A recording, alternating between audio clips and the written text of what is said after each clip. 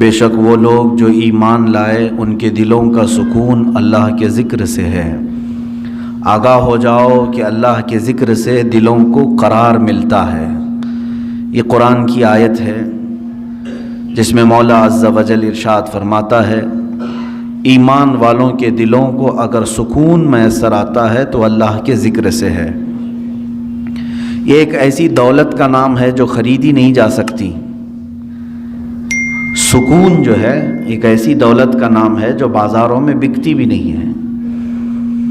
یہ قلب کی ایک کیفیت کا نام ہے، اور سکون کے لیے انسان کی کسی حیثیت کا ہونا بھی ضروری نہیں۔ بعض لوگ یہ سمجھتے ہوں گے کہ اتنا میں کما لوں گا تو سکون ہو جائے گا، ایسا کچھ بھی نہیں ہے۔ کبھی کبھار ایسا ہوتا ہے کہ جھونپڑیوں میں رہنے والا کافی سکون سے ہوگا، محلات میں رہنے والا بڑا پریشان ہے، اور کبھی یہ بھی ہو سکتا ہے کہ محل میں رہ کر کے بھی سکون مل جائے، چھوٹے گھر میں وہ بے قرار ہو جائے۔ تو بے قراری اور سکون کا تعلق دنیا کی دولت سے نہیں، اور نہ ہی آپ کی صحت سے ہے۔ کبھی ہو سکتا ہے ہٹا کٹا آدمی ہے، صحت مند ہے، لیکن بے قرار ہے، سکون کی دولت اسے نہیں ہے۔ اور کبھی بہت ہی دبلا پتلا کمزور بندہ ہے، لیکن کافی اطمینان ہے اس کے قلب میں، ٹھہراؤ ہے، جماؤ ہے۔ تو یہ سکون کی دولت حاصل کرنے کے لیے آج پوری دنیا پریشان بھی ہے۔ آپ اگر یورپ کی سرزمین پر دیکھیں، امریکہ یا مغربی ممالک کے پاس ان کا سب سے بڑا پرابلم اگر کچھ ہے، روح کا قرار، دل کا سکون نہیں ملتا ہے۔ اسی لیے بعض کنٹریز ایسی ہیں، بعض ملک ایسے ہیں جہاں قانونی طور پر سوسائیڈ کرنے کی بھی اجازت ہے، کیونکہ قانون انہیں اجازت دیتی ہے۔ اگر بہت زیادہ ڈپریشن کے شکار ہو، بہت زیادہ ٹینشن ہے، تو اپنے ہاتھوں سے اپنی موت کر لو۔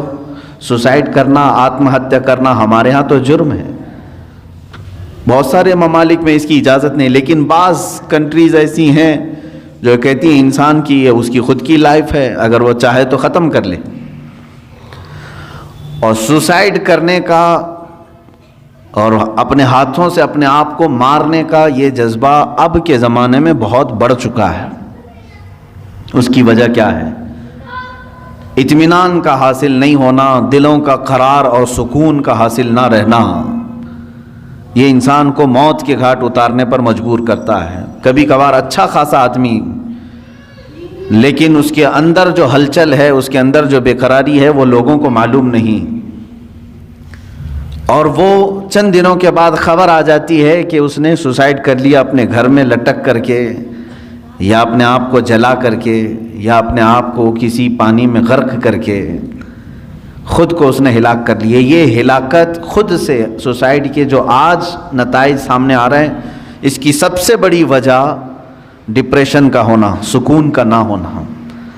اے میرے عزیزو، اس قرآن عظیم میں اللہ تعالیٰ نے اس کا علاج بھی تو بتایا ہے، دوا خود اللہ نے بتایا ہے، اور اس نے ہمیں پیدا کیا، وہ بہتر جانتا ہے۔ ہمارے قلب کو اس نے بنایا، دل کو اس نے بنایا ہے۔ دنیا نے ہمارے جسم کا کوئی پارٹ نہیں بنایا، یہ سب رب ذوالجلال کے کارہائے نمایاں ہیں، قدرت کے کرشمے ہیں۔ اور اس نے جب قرآن میں ایک ہی آیت میں دو جگہوں پر یوں فرمایا، الذین آمنوا وتطمئن قلوبهم بذکر اللہ، وہ لوگ جو ایمان لائے ان کے دل اللہ کے ذکر سے مطمئن ہوتے ہیں۔ الا بذکر اللہ تطمئن القلوب، آگاہ ہو جاؤ اے لوگو، اللہ کے ذکر سے ہی دلوں کو سکون ملتا ہے۔ تو ذکر اللہ یہ رب ذوالجلال کی طرف سے دی گئی دوا بھی ہے، شفا بھی ہے، دعا بھی ہے، علاج بھی ہے، اور اسی سے دور بھاگ کر کے آج لوگ بے قراری میں ہیں۔ میں نے شاید پچھلے ذکر کی مجلس میں اس بات کو ذکر کیا ہوگا کہ اولیاء کاملین جو ہندوستان آئے، یا پھر دوسرے مقامات پر جو صوفیہ اکرام ہیں، صوفیہ اکرام نے جو اسلام کی تبلیغ فرمائی، سب سے بڑا ان کے پاس ہتھیار کیا تھا؟ آج مثال کے طور پر آپ ہم سب کو اگر سنتے ہیں مجھے، تو ظاہر سی بات ہے میری اور دوسری چیزیں تو آپ کو معلوم نہیں ہوں گی، لیکن تقریر معلوم ہے کہ یہ مشہور ہیں اپنی تقریر سے یا بیان سے. یہ ایک چیز معلوم ہے، اولیاء کاملین کا ایسا کون سا بڑا ہتھیار تھا، کون سا بڑا ذریعہ تھا جس کے ذریعے سے وہ تبلیغ اسلام کرتے تھے؟ وہ تقریریں زیادہ نہیں، بلکہ وہ اللہ کے ذکر سے لوگوں کے دلوں کو دھلتے تھے. اس چیز سے ہم بہت دور آ چکے ہیں.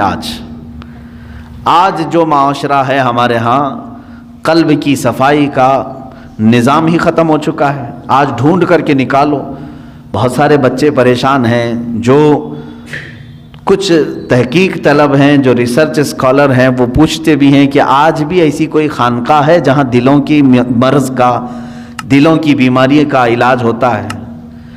تو ہم جواب میں یہ کہتے ہیں ہم بھی اسی انتظار میں ہیں، ہم بھی اسی تلاش میں ہیں. ہاں، ایسا نہیں ہے کہ پوری دنیا سے یہ سب چیزیں اٹھ گئی ہیں، اللہ ماشاء اللہ. ترکی کے مشائخ آج بھی علاج کرتے ہیں، مصر کے بعض شاذلی مشائخ ہیں جو اپنے مریدین کی آج بھی تربیت کرتے ہیں. میں ان کی خانقاہوں میں بیٹھا ہوں جہاں وہ رزق سے لے کر کے ذکر کے تمام مقامات، مراتب، دن اور رات کے تمام تر جو ڈسپلن ہو سکتا ہے راہ سلوک کا، وہ ساری چیزیں آج بھی بتاتے ہیں. لیکن یہ ماحول ختم ہو چکا جو صوفیہ اکرام کا تھا. آپ سلسلہ چشتیہ کے جتنے مشائخ کو آپ دیکھیں گے ہندوستان آئے ہیں، ان کے ذکر ہی مشہور ہیں. حضرت خواجہ سرکار غریب نواز رضی اللہ تعالیٰ عنہ کا ذکر مشہور ہے. ختم خواجگان میں بھی ان کے بعض اذکار شامل کیے گئے ہیں. خواجہ قطب الدین بختیار کاکی رحمۃ اللہ علیہ، حضرت بابا فرید الدین گنج شکر رحمۃ اللہ علیہ، صابر علاء الدین کلیری رحمۃ اللہ تعالیٰ علیہ. ان کا حال تو یہ ہے کہ قبر میں گئے، خود سے بنی بنائی ہوئی اور بند کروایا، اور 9 سال تک ذکر الہی میں مشغول رہے. باہر کسی نے ان کو دیکھا نہیں.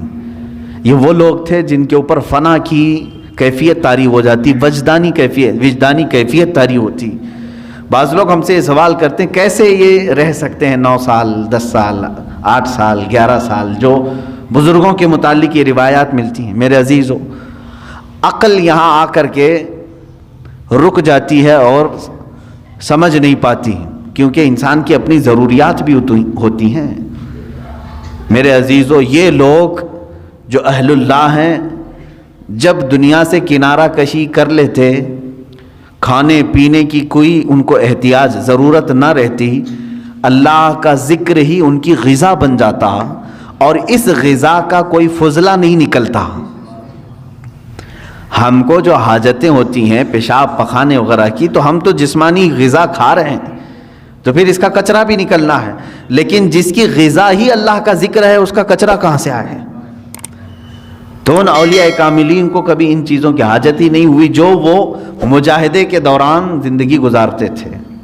ایسا نہیں ہے کہ پوری زندگی بھر انہیں کبھی ضروریات نہیں ہوتی تھی، لیکن جب وہ اللہ رب العزت کے ذکر میں محو ہو جاتے تھے تو دنیاوی بہت ساری چیزوں سے اللہ تعالیٰ انہیں محفوظ کر لیتا تھا. میرے عزیزو، میں 2 چند باتیں آج آپ کے سامنے عرض کروں گا. جب ہم اپنا مقصد اصلی بھول جائیں گے تو بہت ساری چیزیں ہم سے چھوٹ جائیں گی. ہم بھولے ہوئے لوگ ہیں. ہمارا اصل مقصد ہی یہ تھا. اللہ تبارک و تعالیٰ نے قرآن پاک میں فرمایا، میں نے اپنے ذکر کے لیے، اپنی عبادت کے لیے تمہیں پیدا کیا ہے. تم دن رات اپنے مشغلے کرتے رہو، کام کاج کرتے رہو، لیکن اپنے رب کو بھول کر کے نہیں. مثال کے طور پر تمہاری اگر دکان ہے، تم نے دکان شروع کی بسم اللہ کہہ کر کے، دکان میں بیٹھے اللہ کو یاد کیا. ضروری نہیں کہ ہر 2 منٹ پر 1-2 رکعت پڑھتا بیٹھا ہو، ضروری نہیں ہے.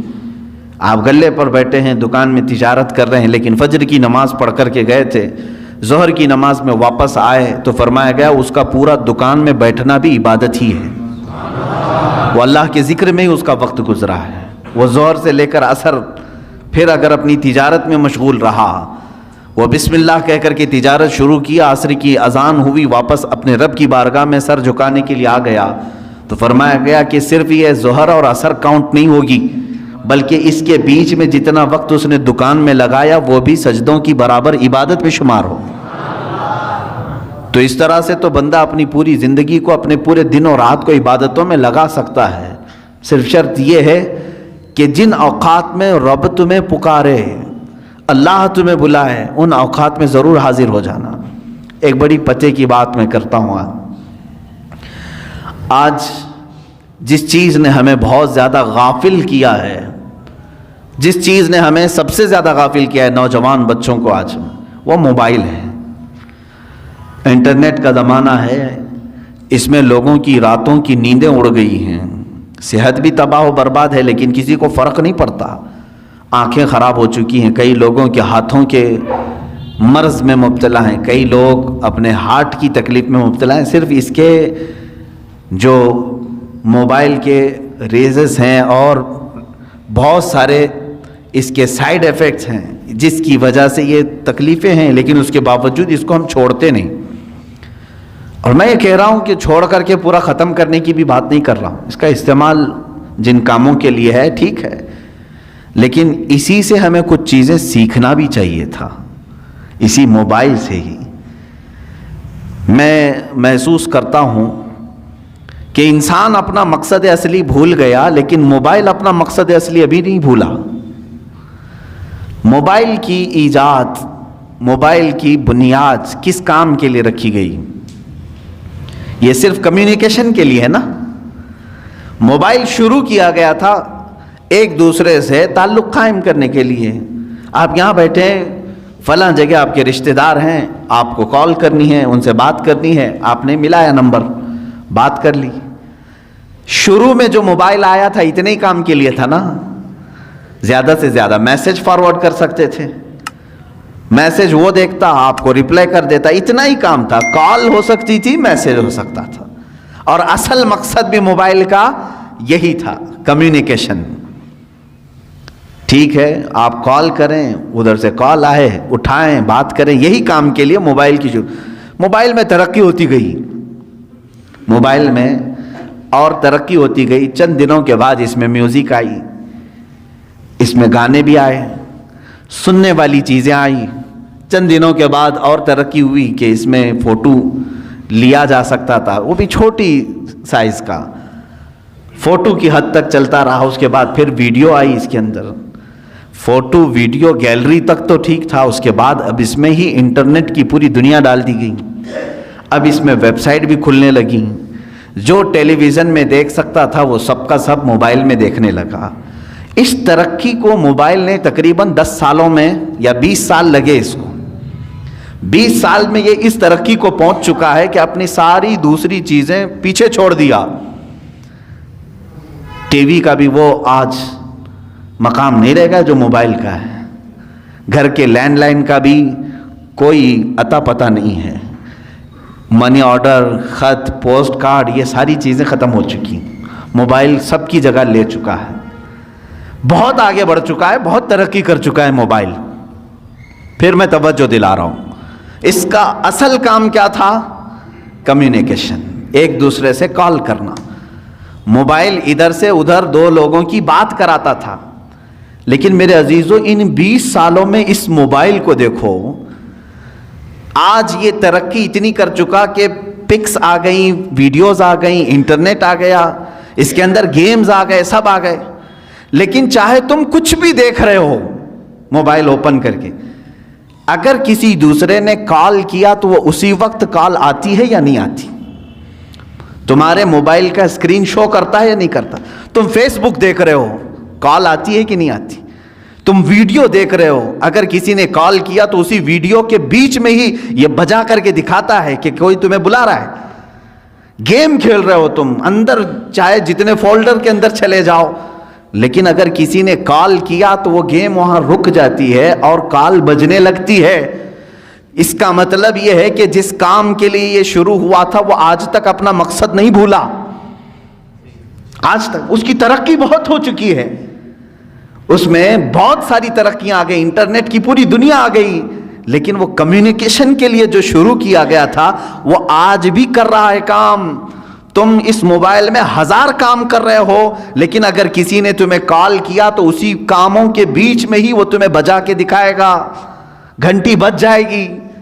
میرے عزیزو اس موبائل سے ہی یہ بھی سیکھنا چاہیے، انسان کا مقصد اصلی اللہ کی عبادت ہے۔ تم چاہے جتنی بھی ترقی کر چکے ہو، آج تم گھاس پھوس کی مسجدوں سے سنگ مرمر کی مسجدوں میں آ گئے. آج ترقی کے زمانے میں تم گھوڑا گاڑی نہیں مرسیڈیز میں گھوم رہے ہوں گے، تم آج یکا گاڑی میں نہیں بلکہ پلین میں سفر کر رہے ہوں گے، ٹرین میں سفر کر رہے ہوں گے، بہت ترقی کر چکے ہو. لیکن اسی سے اگر سیکھ سکتے تو سیکھ لیتے. آج بھی اگر اللہ کی پکار آ جائے تو مجھے ان کاموں کو چھوڑ کر اسی کے بارگاہ میں حاضر ہونا چاہیے. یہ مشین ہے، ایک آلہ ہے، اس مشین نے آج تک اپنا مقصد نہیں فراموش کیا. جس کام کے لیے اس کو بنایا گیا تھا وہ موبائل آج بھی وہ کام کر رہا ہے، اگرچہ اس میں بہت ترقی ہو گئی. تم تو انسان ہو، تم دنیا کی چکا چوند کو دیکھ کر کے، اس کی چاندنیوں کو دیکھ کر کے اپنے مولا کو کیسے فراموش کر گئے. آج جب ہم بات کرتے ہیں تو لوگ یہ کہتے ہیں وہ پہلے کا زمانہ تھا، انہیں کام کاج نہیں تھا، گاڑی گھوڑے کچھ نہیں تھے، اس لیے وہ اللہ اللہ کرتے تھے. میرے عزیزو، تب تو تف ہے، لعنت ہے، اس مشین سے بھی زیادہ گئے گزرے ہو. ہاں وہ اہل اللہ تھے، ان کے زمانے کے تقاضے تھے، اس کے باوجود وہ رب تعالیٰ کی پکار ہوتی تو ضرور حاضر ہوتے، اس لیے کہ انہیں معلوم تھا ہمارا مقصد ہی دنیا میں آنے کا یہ ہے. چاہے میں ترقی کر کے آسمان پر بھی پہنچ جاؤں، چاہے میں ترقی کر کے چاند تک بھی پہنچ جاؤں، لیکن میرا جو مقصد ہے دنیا میں آنے کا وہ میرے مولا کے حضور حاضر ہونا ہے جب وہ مجھے پکارے. عزیزان کرام وقار، آج جن چیزوں نے ہمیں اپنے مقصد سے دور کیا ہے ان چیزوں سے ہی تم سیکھ سکتے تھے. موبائل سے کوئی سیکھ نہیں رہا ہے، اس کو استعمال تو کر رہے ہیں، اسی سے سیکھ سکتے تھے. آج اللہ رب العزت کے حضور حاضر ہونے کا جو شوق ہونا چاہیے وہ کیوں نہیں ہے؟ اچھا، ایک اور بات اسی موبائل سے ہم نے جب تحقیق کیا تو یہ بھی پتہ چلا، جب پڑھتے تھے نا کتابیں، سنتے تھے کہ امام اعظم ابو حنیفہ رضی اللہ تعالیٰ عنہ رات کو کھڑے ہوتے تو صبح تک ایک قرآن ختم کر لیتے تھے. 4 ورق پڑھنے نہیں ہوتا آج مسجد میں، 2 ورق پڑھتے ہی بھاگنے کا دل کرتا ہے لوگوں کا. 30 پارے ایک رات میں کیسے ہوتے تھے، کیسے وہ پڑھ جاتے تھے، ایک رات میں کیسے پورا ختم قرآن ہوتا تھا. بلکہ آج بھی موجود ہے جو لوگ کثرت سے قرآن پڑھتے ہیں، یقیناً انہیں کوئی تو مزہ ملتا ہوگا تبھی تو پڑھتے ہوں گے. لیکن جب ہم کتابوں میں یہ اور بزرگوں کے بارے میں پڑھتے تھے، حضرت امام مالک رضی اللہ تعالیٰ عنہ کے متعلق بھی ہے، ایک بزرگ کے متعلق میں نام ذہن میں نہیں ہے، فرماتے ہیں کہ وہ کبھی کبھار ایسا ہوتا کہ گھوڑا حاضر کر دیا جاتا سفر کے لیے، گھوڑے پر پیر اٹھاتے ابھی رکھنے کے لیے، اور دوسرا پیر اٹھانے سے پہلے تک وہ پورا ختم قرآن کر جاتے تھے. کتنی دیر لگتی ہوگی؟ ہاں، یہ اور بات ہے کہ ان اہل اللہ کے لیے اللہ تعالیٰ زمانے کو گھیر دیتا، ان کے لیے قرآن پاک کو اس قدر تیزی سے پڑھنا یا اس میں ہو جانا، مشغول ہو جانا، یہ کیسا ہوتا تھا یہ سمجھ میں نہیں آتا تھا. لیکن اب سمجھ میں آنے لگا جب لوگوں کو، نوجوانوں کو گھنٹوں موبائل میں ڈوبے ہوئے ہم دیکھتے ہیں. آخر ہے کیا اس کے اندر؟ رات کو لے کر کے بیٹھا ہے تو صبح کے 4 بجنے لگ گئے، اس کو وقت کا احساس ہی نہیں ہوا. فلموں کو دیکھ رہے ہیں یا پھر ویڈیو گیمز، ان تمام چیزوں میں جب نوجوان بیٹھے رہتے ہیں تو ان کو وقت کا خیال ہی نہیں رہتا. ہو بہو اس لیے کہ تم اس کو دل دے بیٹھے ہو، ان گیمز کو دل دے بیٹھے ہو، اس لیے تمہیں وقت کا احساس نہیں ہو رہا. یہ دل اگر قرآن کو دیا ہوتا تو قرآن کے پڑھنے کا بھی تمہیں کبھی اکتاہٹ اور ملال آ ہی نہیں سکتا. ایک بزرگ سے سوال کیا گیا، انہوں نے فرمایا، سوال بھی بڑا اچھا ہے، انہوں نے کہا کہ کبھی ایسا ہوتا ہے فلم دیکھنے کے لیے بیٹھے 3 گھنٹے آرام سے بیٹھ جاتے ہیں، 4 گھنٹے کرکٹ دیکھنے کے لیے بیٹھ جاتے ہیں، کبھی کچھ بھی نہیں ہوتا، سکون سے بیٹھ جاتے ہیں. مسجد میں پائتی بدلتے رہتے ہیں ادھر سے ادھر. اگر تھوڑی دیر ہم بند کریں تو لوگوں کی بے قراری شروع ہو جائے گی، ادھر جانا ہے ادھر جانا ہے، ادھر آنا ہے ادھر آنا ہے. تھوڑی ہلکی آواز آئے کہ سب ادھر طرف توجہ کر لیں. یہ کیا مسئلہ ہے؟ ادھر سکون سے بیٹھتا نہیں ہے اور ادھر آرام سے بیٹھا رہتا ہے، وہاں گھنٹوں گزر جاتے ہیں. کیوں ایسا ہے؟ توجہ چاہتا ہوں میرے عزیز. اس بزرگ نے فرمایا، یہ اللہ تبارک و تعالیٰ کے بنائے ہوئے نظام ہے میرے عزیز. کیونکہ حدیث پاک میں میرے آقا صلی اللہ علیہ وسلم نے فرمایا 2 راستے ہیں یہاں دنیا میں، بہت خوبصورت راستہ ہے، ایک بہت خوبصورت راستہ ہے، وہ جہنم کا ہے، دوزخ کا ہے، اور ایک بہت ہی کھردرا راستہ ہے، اوبڑ کھابڑ راستہ ہے، وہ جنت کا ہے۔ شاک تو نہیں ہو رہے ہیں، میں الٹا بول گیا ہوں، حقیقت ہے۔ دوزخ کا راستہ دنیا میں خوبصورت بنایا گیا ہے، لیکن منزل خطرناک ہے، اور جنت کا راستہ کانٹوں بھرا ہے، اوبڑ کھابڑ ہے، لیکن منزل بہت خوبصورت ہے۔ یہ اللہ کے نبی صلی اللہ علیہ وسلم نے فرمایا، اس بزرگ نے اس کے سوال کا جواب دیا، میاں بات یہ ہے اگر تجھے کانٹوں پر بٹھایا جائے تو کتنی دیر تک تو بیٹھے گا؟ پالتی ادھر سے ادھر پائنتی بدلتا ہی رہے گا، ادھر چبا تو ادھر اٹھا، ادھر چبا تو ادھر اٹھا۔ یہ بے قراری کانٹوں پر بیٹھنے کی وجہ سے ہے۔ اور جہنم کے راستے پر جو بیٹھا ہے 4 گھنٹے 5 گھنٹے وہ سکون سے ہی بیٹھے گا، اس لیے کہ دنیا میں اس کے لیے سکون، بظاہر سکون نظر آئے گا، تو باغیچے میں بیٹھا ہے جیسے جس طرح سے۔ تو دوزخ کے راستے پر دنیا میں جو بیٹھا ہوا ہے وہ اپنے پورے گھنٹے خرچ کرے گا، اسے وہاں اطمینان کی طرح لگے گا۔ جنت کا راستہ اگرچہ کانٹوں بھرا ہے لیکن منزل بہت خوبصورت ہے۔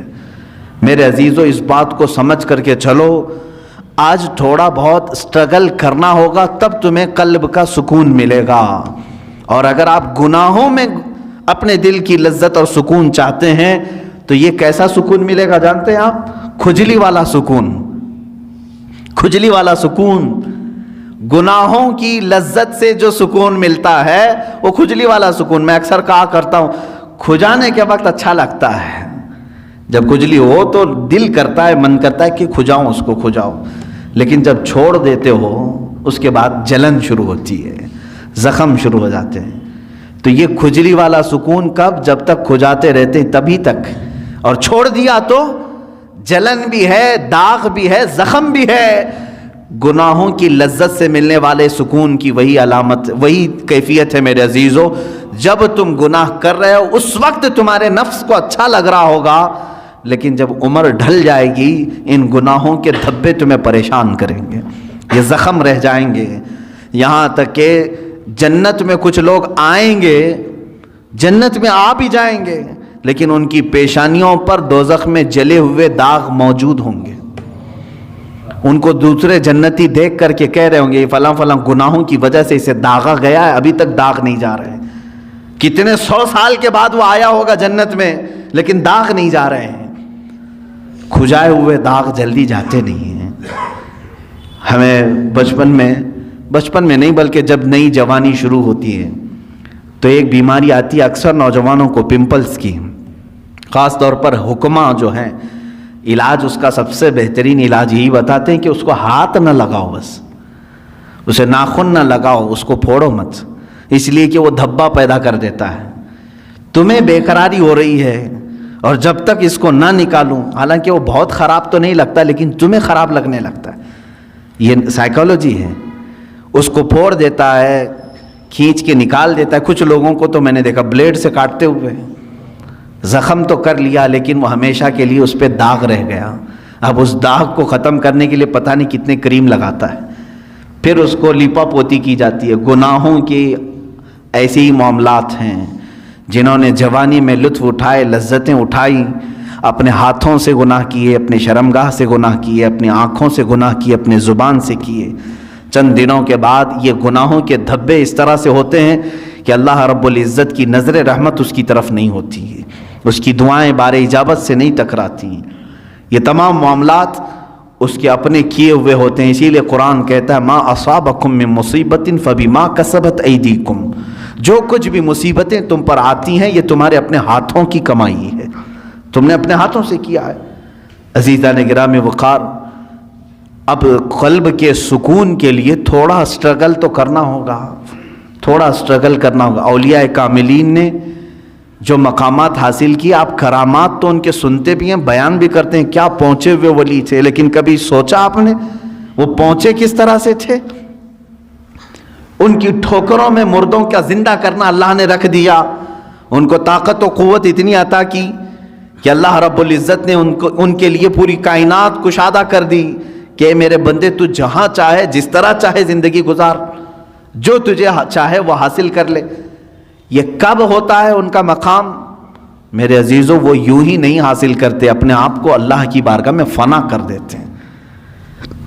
اسی لیے شاعر نے کہا ہے، مٹا دو اپنی ہستی کو اگر کچھ مرتبہ چاہو، مٹا دو اپنی ہستی کو اگر کچھ مرتبہ چاہو، کہ دانا خاک میں مل کر گلے گلزار بنتا ہے۔ بیج کو کیچڑ میں بونا پڑتا ہے تب جا کر کے پھول اگتے ہیں۔ تم اگر یہ سوچتے ہو کہ میں سارے مرغن غذائیں کھاؤں، بہترین چکن مٹن اور سارے گھی مرغن سب چیزیں کھا کر کے میرے دل کو ذکر کی لذتیں ملیں، مشکل ہے، ایسا مشکل ہے۔ یہ راستہ تھوڑا سا کٹھن ہے۔ میں تصوف کے راستے پر آپ کو کہہ رہا ہوں، کچھ چیزوں کو روکنا ہوگا، صبر کے راستے پر آنا پڑے گا۔ سرکار غوث پاک رضی اللہ تعالیٰ عنہ کی بارگاہ میں ایک بوڑھی خاتون آئی، اپنے بیٹے کو چھوڑ گئی، کہا اس کو اچھا بنائیے، آپ اس کو اچھا بنائیے، اس پر اتنی نظر کیجئے کہ یہ آپ جیسا بن جائے۔ کہا ٹھیک ہے، اس کو چھوڑ جاؤ۔ خانقاہ میں رہنے لگا۔ چند دنوں کے بعد وہ خاتون آئی، دیکھا سرکار غوث پاک رضی اللہ تعالیٰ عنہ گوشت اور روٹی کھا رہے تھے، اور اس بچے کو سوکھی ہوئی روٹی دے کر کونے میں بٹھائے تھے، وہ پانی میں بھگو کر نرم کر کے کھا رہا تھا، اس کے گلے میں چبھ رہی تھی روٹیاں۔ ماں تھی، دیکھ کر کے گھبرائی اور کہا شیخ عبد القادر جیلانی رضی اللہ تعالیٰ عنہ سے، آپ تو بڑا اس کے ساتھ بے انصافی کا معاملہ کر رہے ہیں، نا انصافی کا معاملہ کر رہے ہیں۔ خود تو آپ گوشت اور روٹی کھا رہے ہیں، اور میرے بچے کو سوکھی روٹی جو حلق سے اتر نہیں رہی۔ آپ نے پورا دسترخوان سے جو کچھ بھی تھا کھانے کے بعد اس خاتون کو جواب زبان سے نہیں دیا، وہ جو ہڈیاں جمع تھی سب کو جمع کیا اور اس پر ہاتھ رکھ کر کے کہا قم باذن اللہ، اللہ کے حکم سے اٹھ جا۔ تو وہ جو مرغی ذبح تھی وہ پھر سے زندہ ہوئی۔ بعض اولیاء کاملین کو یہ تصرف دیا گیا ہے، وہ مرغ زندہ ہوا۔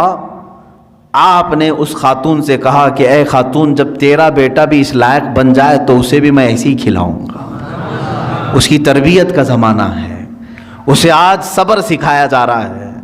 میرے عزیزو، آج یہ میرے لیے بھی نصیحت ہے، آپ کے لیے بھی نصیحت ہے۔ ہم اچھے کھانے کھاتے ہیں، لیکن ہفتے میں ایک مرتبہ اپنی زندگی میں ایسا دن بھی رکھو کہ یا تو وہ دن روزے سے ہو جائیں، یا تو پھر اس دن فاقہ اس طرح سے کریں کہ جس کو نفس نہ پسند کرتا وہ چیز ہم کھائیں۔ سوکھے چوڑے ہمارے ہاں ملتے ہیں، ظاہر سی بات ہے اس کو چبانے میں دقت ہوتی ہے۔ اس نفس کو مارنا ہو تو ایک دن ایسا رکھو کہ اسی کو کھا لیں ہم۔ روٹیاں سکھا کر کے رات کو اولیاء کاملین رکھتے تھے صرف اپنے نفس کو مارنے کے لیے۔ جب تک آپ یہ جنگ نہیں کریں گے ذکر کی لذت آپ کو نہیں ملے گی۔ ہاں، آپ اللہ اللہ اللہ اللہ کریں گے، سر ہلے گا، دل کچھ بھی نہیں ہلے گا۔ دل کو ہلانے کے لیے پریکٹیکلی طور پر آپ کو کچھ چیزوں سے گزرنا پڑے گا۔ سب سے پہلی چیز ہے اس میں اپنے غذاؤں پر کنٹرول، اپنے غذاؤں پر کنٹرول۔ یہ غذاؤں کی لت جو ہے ہمیں آج حرام کاریوں کی طرف لے جا رہی ہے۔ زبان کے چٹخارے جو ہیں بہت خطرناک ہیں۔ اسی لیے دنیا میں دو ہی شہوت ہے، سب سے بڑی شہوت، ایک شرمگاہ کی شہوت اور ایک زبان کی شہوت۔ ان دو کو اگر کسی نے شکست دے دیا تو وہ ولی بن جائے گا، ولی بن جائے گا۔ زبان کی شہوت یہ ہمیشہ اس کو جو لذت مل گئی وہی کھانا چاہتی ہے۔ جس کو گوشت کھانے کی لذت میں، گوشت حرام نہیں ہے، حلال ہے، لیکن کوئی اگر اس کا ایڈکٹ ہو گیا کہ بغیر اس کے تو مجھے چلتا ہی نہیں، تو گویا کہ تم گوشت کے غلام ہو، اپنے اوپر کسی چیز کو تم نے لازم کر لیا ہے۔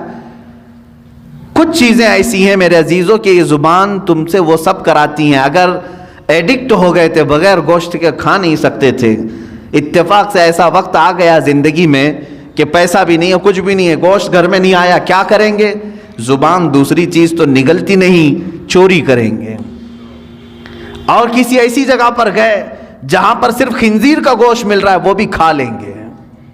کھاتے ہوئے میں نے دیکھا ہے ممبئی میں، زبان کا چٹخارا ہے۔ پیزا میں पिज्ज़ा मिलता है, खिंजीर का गोश्त डाल करके आदमी बेच रहा है, लोग खरीद रहे हैं, खा रहे हैं। नॉन वेज खाने का एक शौक है। मेरे अजीजों, कोई भी चीज़ अपने ऊपर इतनी गालिब ना कर लो कि तुम उसके गुलाम बन जाओ और मजबूरी में तुम्हें वो सब करना पड़ जाए। हाँ, दुनिया से बकदरे ज़रूरत चीज़ उठाओ, किसी भी चीज़ को अपने ऊपर हावी होने ना दो।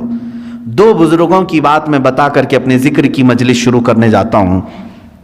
एक हैं सैयदना अबू बकर शिबली रज़ियल्लाहु तआला अन्हु, सैयदना जुनैद बगदादी रज़ियल्लाहु तआला अन्हु के खलीफा मजाज मुरीद सादिक। शिजरे कादरिया में इनका नाम आता है।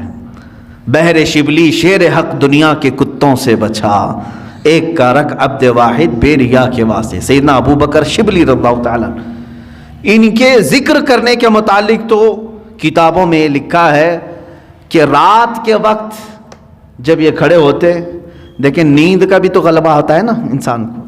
अब ज़्यादा देर अगर मैं बिठाऊं तो जमाई शुरू हो जाएगी, हा हू खोलना शुरू करेंगे। खाना जब ज़्यादा हो जाता है तो नींद का गलबा भी आया, और ये नींद भी अल्लाह रब्बुल इज़्ज़त की याद से गाफिल करने वाली चीज़ों में से है। खुशू व खुजू नहीं रहेगा, इत्मीनान क़ल्ब नहीं रहेगा, या तो मजबूरी में बैठेगा, या तो तमाशा देखने के लिए बैठेगा, या तो सिर्फ नाम गिनाने के लिए बैठे रहेगा। जो उसका कल्ब का हुजूर है, हाज़िरी, वो नहीं हो पाएगी। नींद का गलबा आया। हज़रत अबू बकर शिबली रहमतुल्लाह ताला अलैह सिलसिला कादरिया के मशहूर बुजुर्ग हैं। रात को इबादत के लिए खड़े हुए, झपकी आई, ओंग आती है ना, सिर्फ एक ओंग आई, अल्लाह अकबर। उसके बाद आप इतना रोए, उठे और जा कर के क्या करने लगे मालूम है? नमक में सलाइयाँ फेर कर अपनी आंखों में लगाया। नमक का सुरमा लगाते थे, सुबह तक उनकी आंखों से खून बहता था।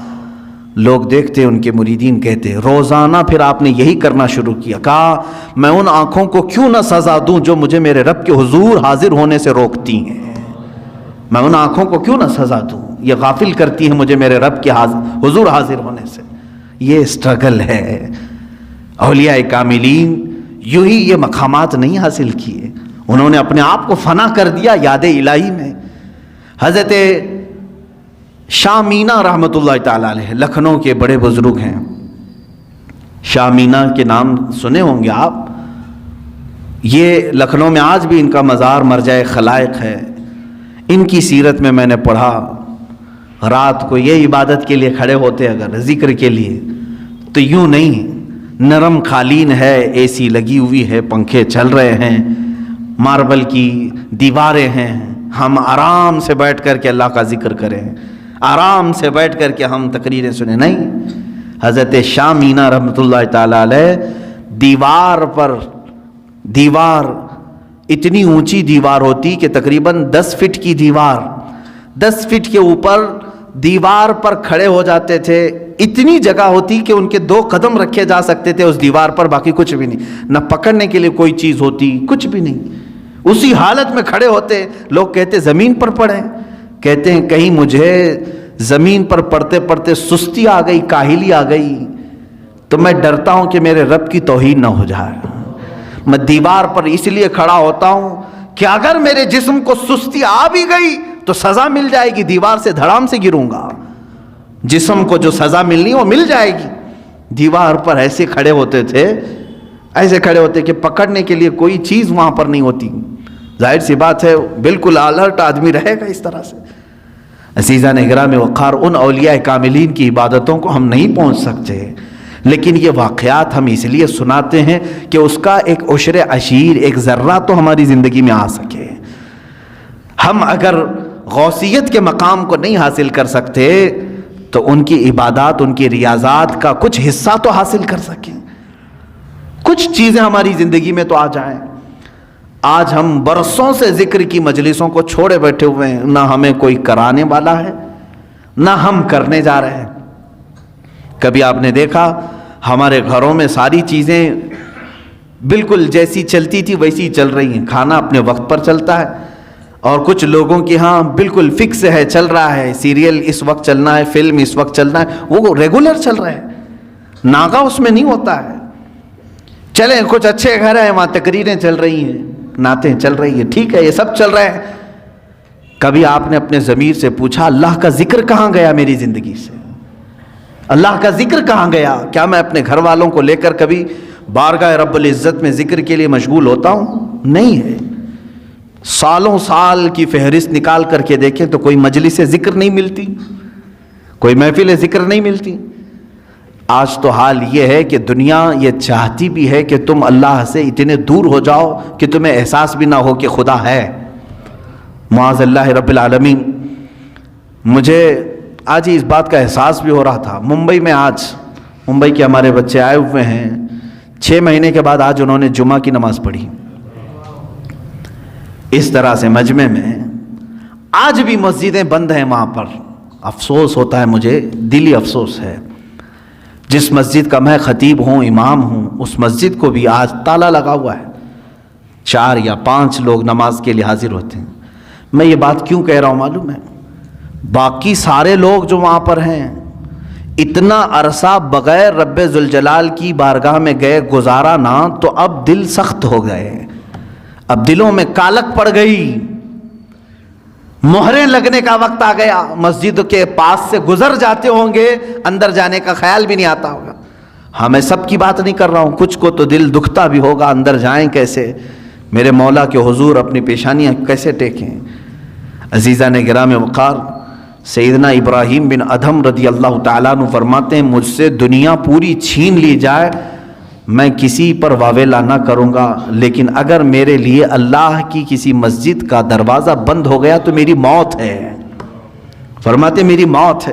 حضرت ذوالنون مصری رضی اللہ تعالیٰ عنہ، یہ وہ بزرگ ہیں جنہوں نے 40 سال مسجد میں اعتکاف کیا لیکن ٹیک تک نہیں لگائی دیوار کو، مسجد کی دیوار کو سہارا تک نہیں لیا۔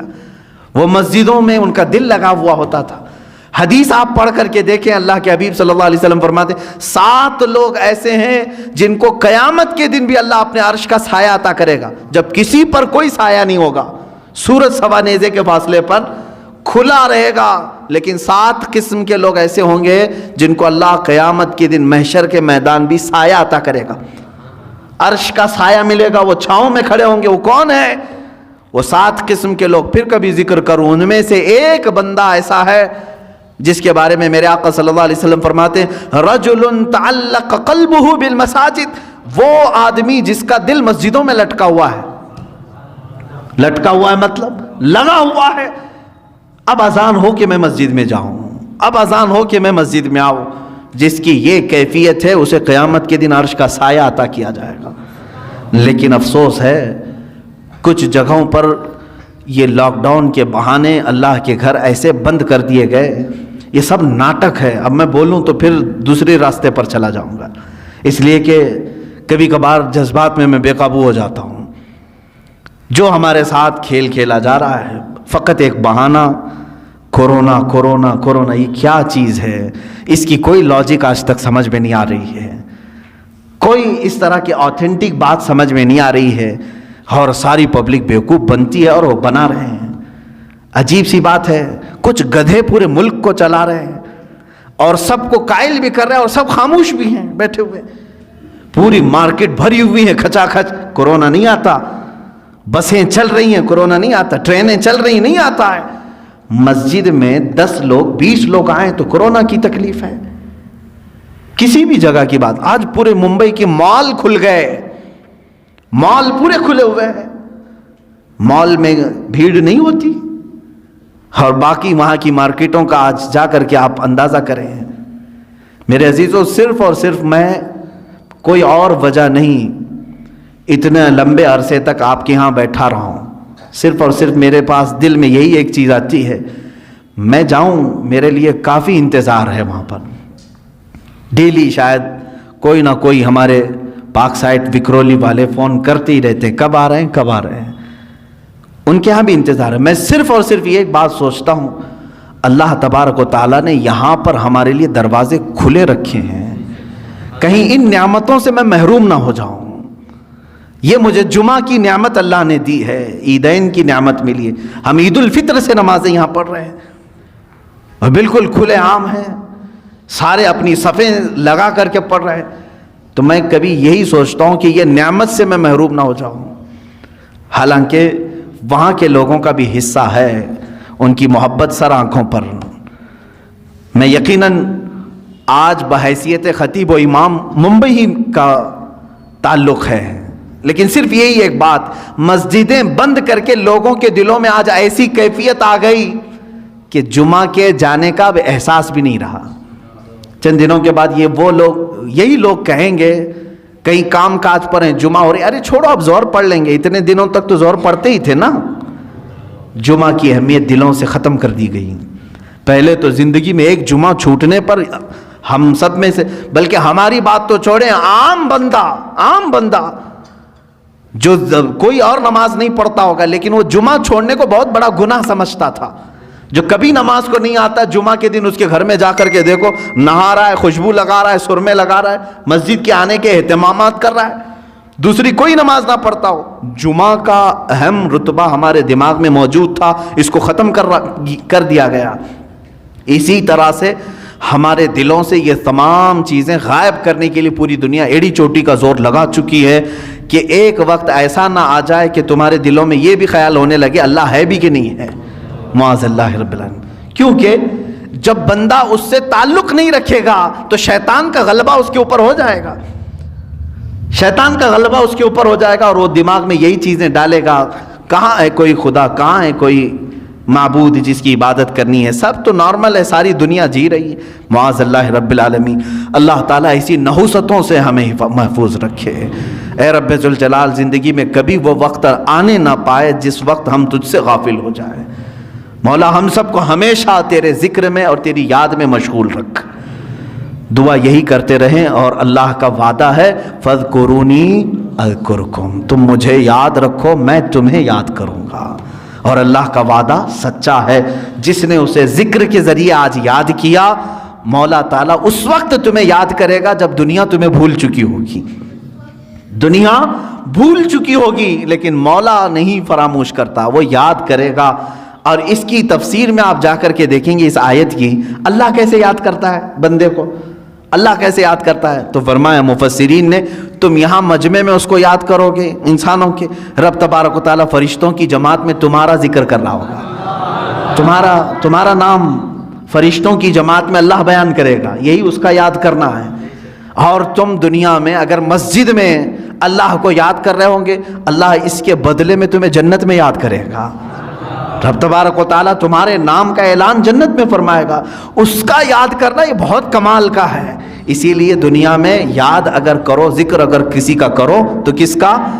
اللہ رب العزت کا۔ الا بذکر اللہ تطمئن القلوب، آگاہ ہو جاؤ اللہ کے ذکر سے ہی دلوں کو سکون ملتا ہے۔ ذکر کی مجلس ہم قائم کرتے ہیں، اللہ تبارک و تعالی ہمارے دلوں کی کدورت کو ختم فرمائے، دلوں کی سختیوں کو دور فرمائے، ہمارے آنکھوں میں اللہ تعالیٰ سرور عطا فرمائے، ہماری زبانوں میں نور عطا فرمائے، ہمارے قلب کو، ہمارے ذہن کو وسوسوں سے محفوظ فرمائے، اور ہمیشہ اپنے ذکر پر قائم رکھے، اپنے ذکر پر ہی ہماری موت عطا فرمائے۔